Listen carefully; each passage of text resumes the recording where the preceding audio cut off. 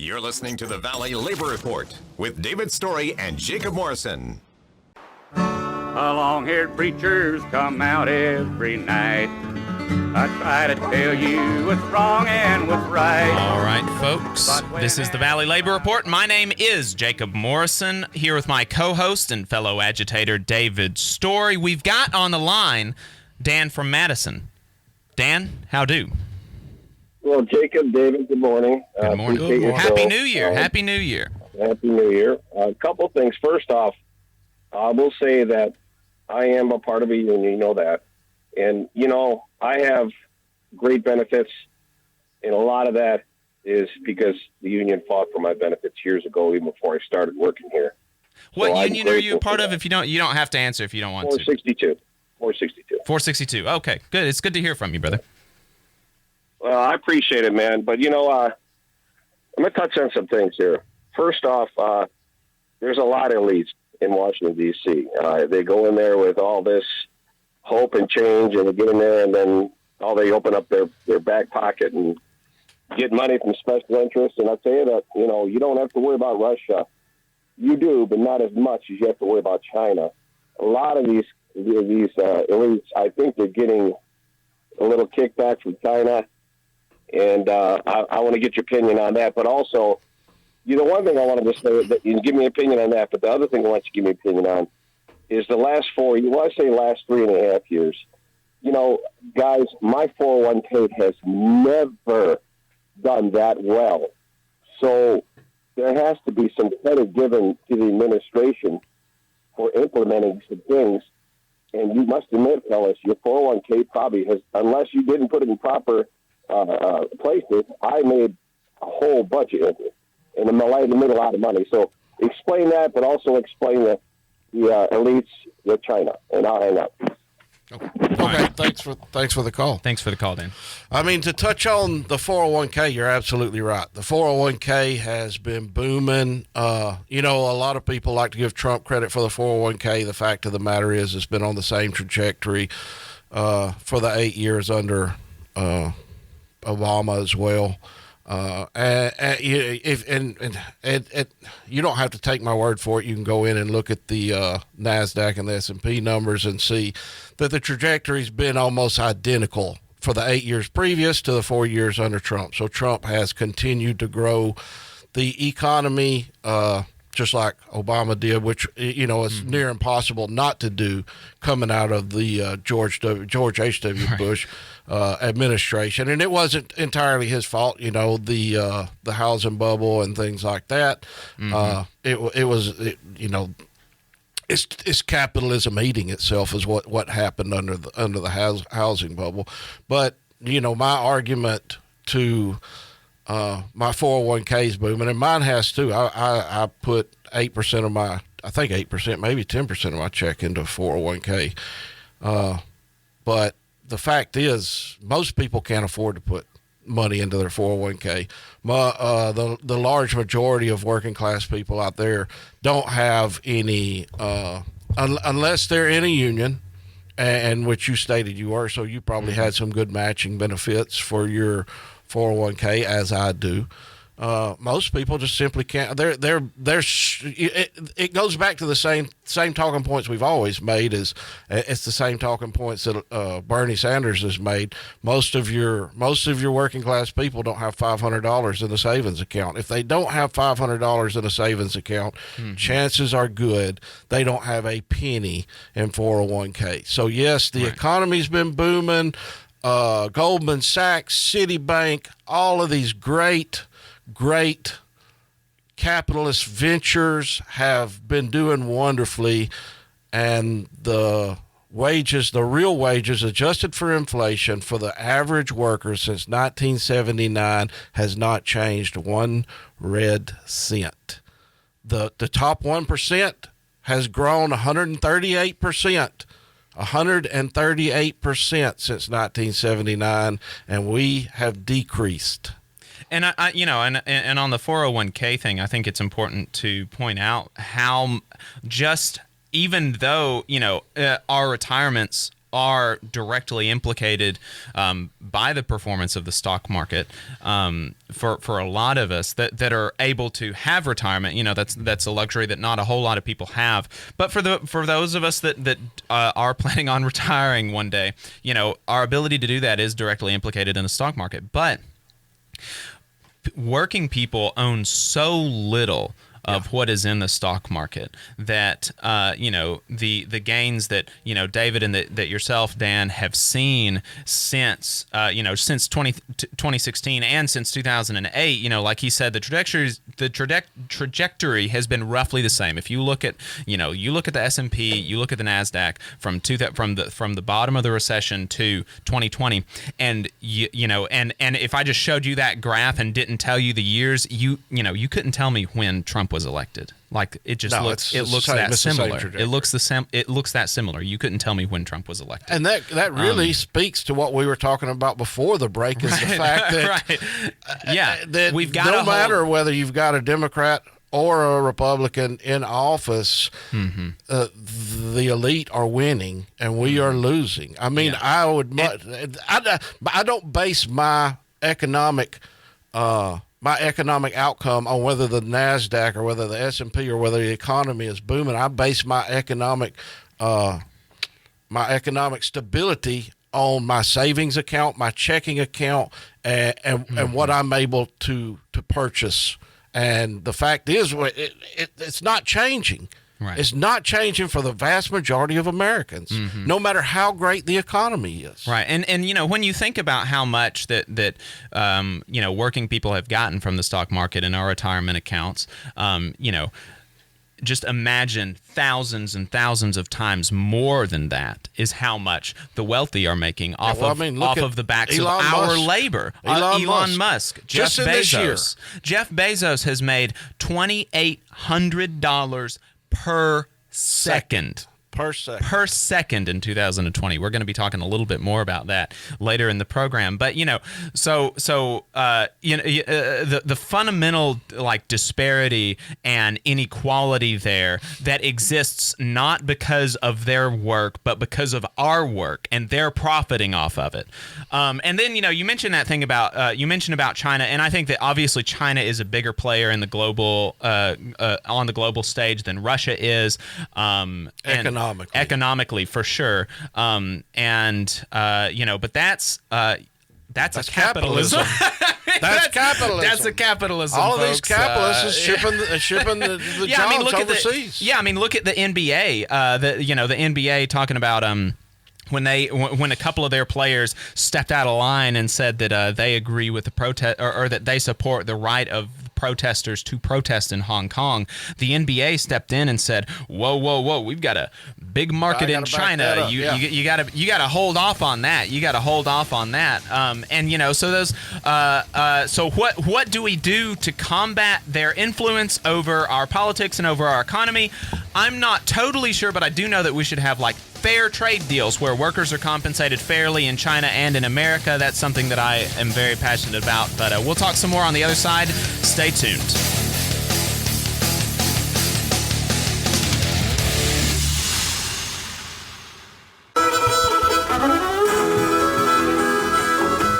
All right, folks, welcome back to the Valley Labor Report. My name is Jacob Morrison, here with my co-host David Story.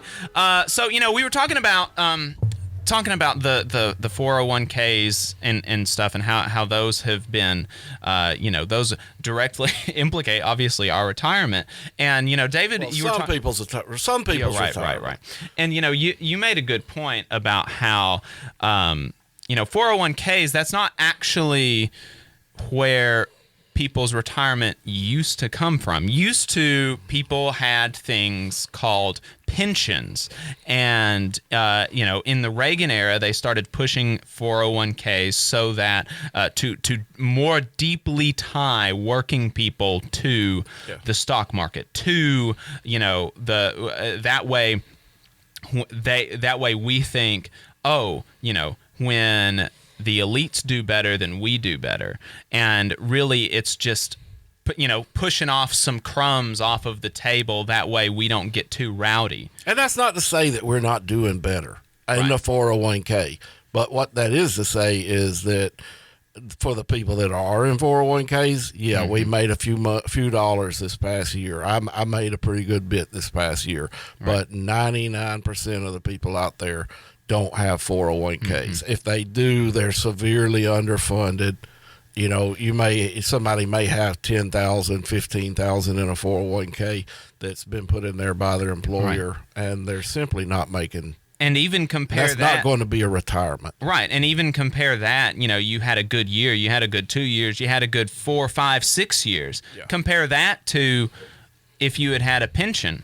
If you had a pension, what would your payout be versus having a 401k? And you've got tied to the stock market. Right. And you've got to factor in the fact that a pension wouldn't be tied to the stock market. A pension is a defined benefit plan, and you don't lose it. There's always the possibility that your entire retirement just goes out the window because the stock market crashes. Yeah, you know? And that's the thing. I mean, I've seen it throughout my whole life, and it sounds like a conspiracy theory, and maybe it is.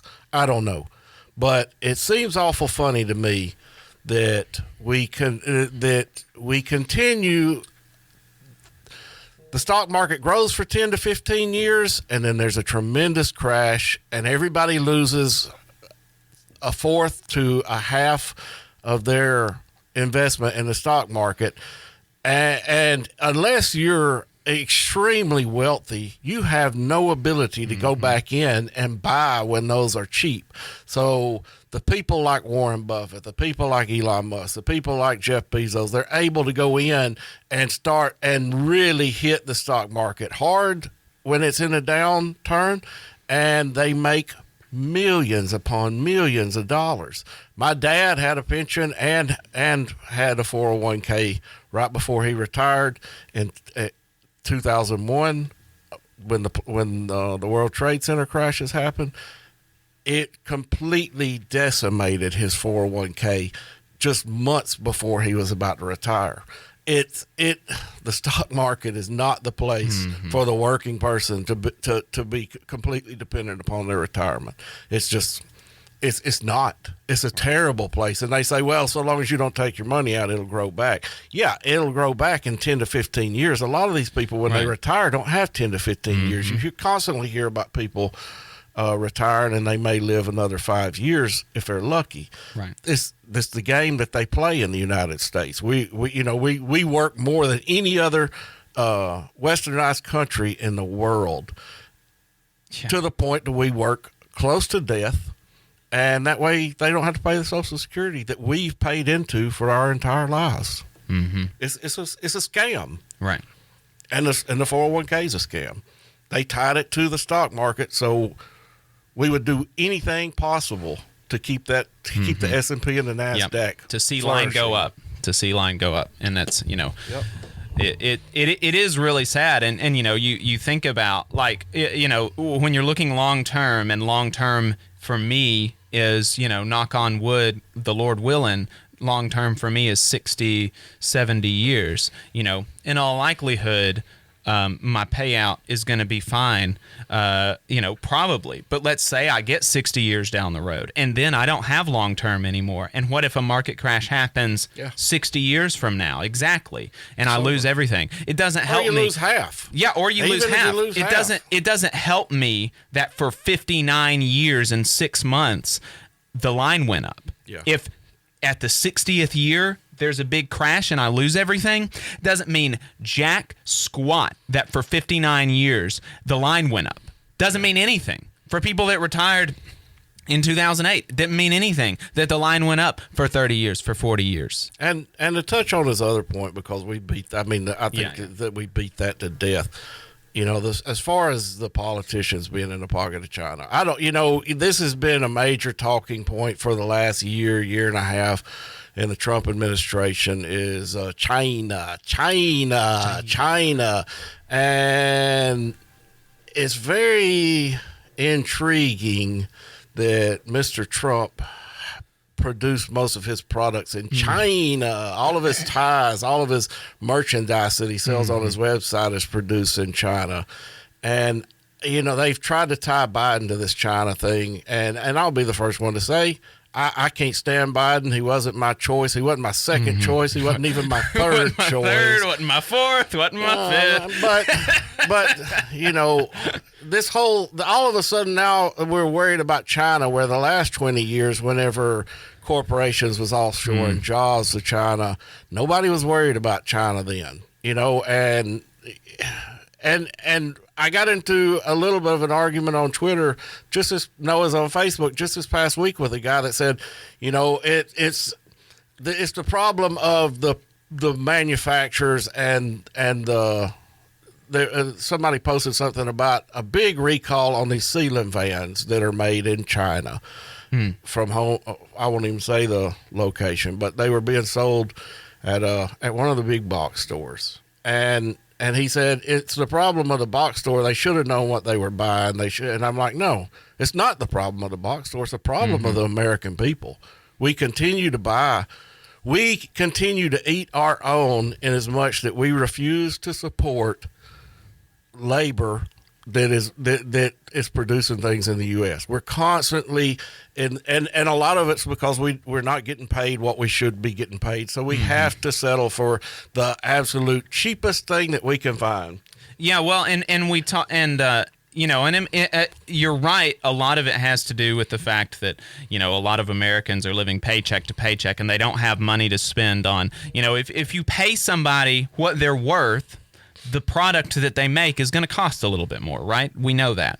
And so when you've got the choice in front of you to pay for something that was made with essentially slave labor, or something that was made with a good, decent union wage, it's hard to pick the thing that is going to cost a little bit more. But it's not even that simple. Like, if you had the choices right there in front of you, you're on the shelf, you've got something that oh, this has a union label on it, oh, this one doesn't. Almost nothing has a union label on it. Almost none of the big box stores will display that to show you, what's made with good ethical labor, what's not made with good ethical labor. They obscure that, and they hide the thing that is made by American labor, union-made labor, behind a bunch of different things. And so you've got to go and look for it. So you not only got the added cost, you've got the added cost of your time to find the thing. Yeah. And, we could just make it illegal to sell things that are made with slave labor, and then everything, and then we wouldn't have this conversation anymore. Or we could just make trade deals that are good for working people in America and across the world. But instead, we've had politicians in both parties that have made trade deals that have enriched executives, that have created a race to the bottom in labor globally, that have hurt and undermined American union labor, not even just union labor, but American labor in general. So that Nestle could sell things that's packaged by child slaves. Yeah, it's unfortunate, but that's where we're at. And we why didn't, eat our own. Yeah, and if Trump was, let's say that Trump had an epiphany in 2015, and he was like, oh man, I've got to like this. I've been doing wrong my whole life. I have been screwing over American workers by having all of my products made overseas. I am so sorry. I repent of my evil businessman ways, and I'm going to help the American people.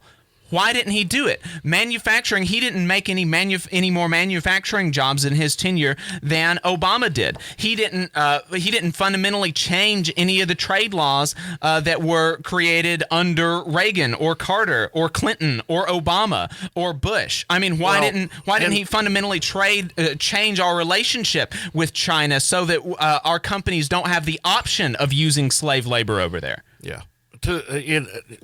Just to clarify, because I don't want anybody to ever say that we sit here and bald-faced lied on the air. Just to clarify, he did go in and renegotiate NAFTA 2.0. It was not that beneficial, but there were some high points in NAFTA 2.0 that were more beneficial than what the original NAFTA was. So right. It did tie some of the wages to in Mexico and Central America to bringing in products. So the wages there was a minimum wage that had to be met. But then, of course, as soon as NAFTA 2.0 was signed, Boeing offshored another, I want to say it was 30,000 jobs out of Kansas into Mexico for airline interior, for the seats, for the headrests and things like that. So, once again, even though it was made a little bit more beneficial, they opened up the door for some airline parts to be shipped overseas, and that's what both parties do. That NAFTA was created under Clinton. Had it not been for a large portion of the labor movement pushing back during the Obama administration, right towards the end of the Obama administration, he was pushing for TPP, which would have been devastating to our economy, to the fisheries, to the farmers, to try to bring in more cheap products out of Asia. Right. Folks, this is the Valley Labor Report. We will be right back.